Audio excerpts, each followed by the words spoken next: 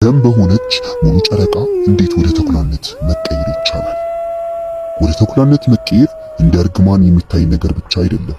ነፍስህን ከተፈጥሮና ከውስጥ ካለው አውሬ ጋር የምታገናኝበት ነው። አንድ በክፍለ ዘመናት ጥቂት ጊዜ ብቻ በሰማይ ላይ ደም የሚመስለውን የጨረቃ ጊዜ ጠብቅ። ሁለት የብር ሰሃን፣ ጥቁር ሻማና ጥሬ ስጋ አዘጋጅ። ሶስት ከሰው ተነጥለ ብቻህን ወደ ጫካ ግባ። ሻማውን አብራና ስጋውን የብር ሰሃኑ ላይ አድርገው። በመቀጠልም ይህንን የድግምት ቃል በል። በላይ ያለሽው ጨረቃ ሆይ ቆዴን አንቂው፣ በውስጤ ያለው አውሬ ስራውን ይስራ። በመቀጠልም ሳህኑ ላይ አስቀምጠ የነበረውን ስጋ ያለምንም መጽሔፍና ፍራቻ አንስተህ በልተህ ጨርሰው። ህመም ቢሰማህም መብላትህን እንዳታቆም። ከዚህ በኋላ ለውጥ ይጀምራል። ልብ ምት ሲፈጥንና ቆዳ እንደ እሳት ሲቃጠል ይሰማሃል።